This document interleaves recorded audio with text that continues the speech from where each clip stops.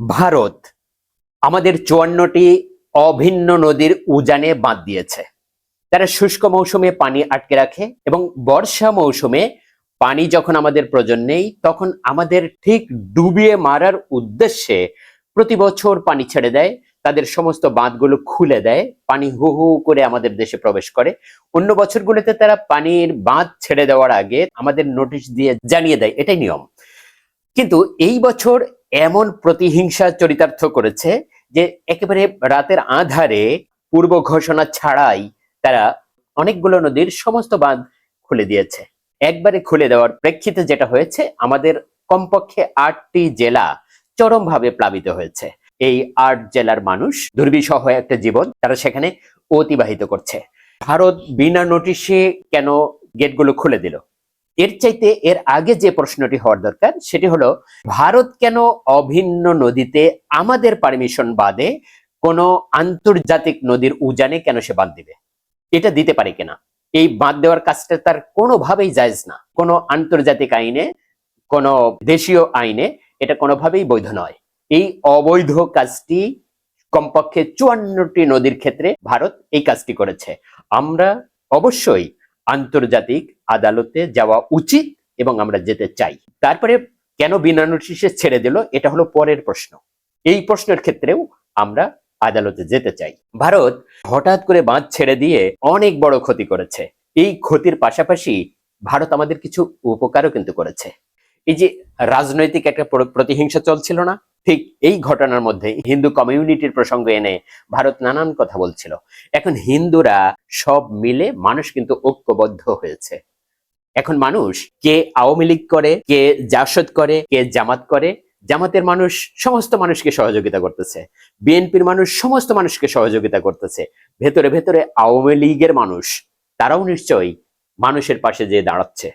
এই যে ঐক্য, এবং হিন্দু, মুসলমান, বৌদ্ধ, খ্রিস্টান যারা আছেন তাদের ভেতরে কোনো ভেদাভেদ এখন আগে যতটুকু ছিল এখন তার ছিটে ফোটাও নাই।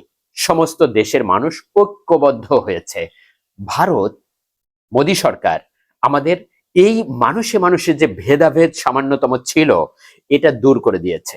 আমাদের এই ঐক্যটা এনে দেওয়ার ব্যাপারে তারা দারুণ একটা ভূমিকা পালন করেছে। আমাদের কোনো অসুবিধা থাকবে না ইনশাল্লাহ। আমাদের সমস্ত অসুবিধা এটা সাময়িক, এটা দূর হয়ে যাবে।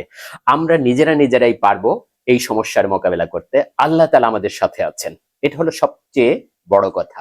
বিভিন্ন মানুষ, শ্রেণী পেশার মানুষ, বিভিন্ন সম্প্রদায়, বিভিন্ন সংস্থা, বিভিন্ন সংগঠন, ব্যক্তিগত পর্যায়ে বহু মানুষ বানভাসী মানুষের পাশে দাঁড়ানোর জন্য বিভিন্ন রকমের খাবার, পোশাক, ওষুধ ইত্যাদি নেই। সেগুলো পর্যাপ্ত নিশ্চয়ই নয়, অপর্যাপ্ত। তারপরেও মানুষ যাচ্ছে। এখানে আমার একটা খুশি হওয়ার যেমন কারণ আছে, তেমনি একটি পরামর্শ রয়েছে যে চাল ডাল যারা নিচ্ছেন, তরিতরকারি যারা নিচ্ছেন, কাঁচা সবজি যারা নিয়ে যাচ্ছেন, এটা এই মুহূর্তে নেওয়ার বোধহয় খুব একটা দরকার নাই।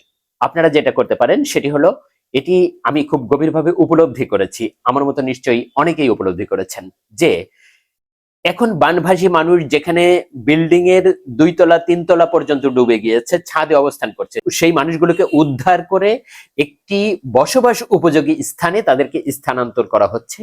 সেখানে তারা রান্না করবে কি দিয়ে? বৃষ্টি পড়ছে উপর দিয়ে, তাদের সমস্ত সম্পদ তো পানির নিচে তলিয়ে গেছে, ভেসে গেছে। এখন তারা কি রান্না করবে? কি দিয়ে রান্না করবে? কোনো খড়ি আছে, লাকড়ি আছে, কাঠ আছে? রান্না করার তো কিছু নাই, ইলেকট্রিসিটি নাই। সে কোথায় অবস্থান করছে? বাঁধে অবস্থান করছে। আপনি চাল ডাল যেটা নিচ্ছেন এটা সে রান্না করে খেতে পারবে? আপনি তরিতরকারি পাঠাচ্ছেন, কাঁচা তরিতরকারি সবজি পাঠাচ্ছেন, এটা সে রান্না করে খেতে পারবে? এটা না করে আপনারা যেটা করা উচিত সেটা হলো যে শুকনো কাপড় চোপড় দেন, তাদের শুকনো খাবার দেন, বিস্কিট, চিড়া, মুড়ি এইগুলো দেন। আর যেটা দিতে পারেন সেটা হলো রান্না করা সবজি, খিচুড়ি অথবা খিচুড়ি জাতীয় কোনো খাবার, হসপস, এইগুলো রান্না করে দেন। রান্না করা খাবার তাদের প্রয়োজন। আপনি তাদেরকে শুকনো কাপড় চোপড় দেন, আপনি তাদের শুকনো খাবার সরবরাহ করেন, ফলমূল সরবরাহ করেন, বিস্কিট সরবরাহ করেন, এইগুলো করেন। আপনি চাল ডাল দিচ্ছেন, এগুলো অকেজো, এগুলো কয়েকদিন পরে হয়তো তারা ব্যবহার করতে পারবে। কিন্তু এই মুহূর্তে রেডি খাবার দরকার।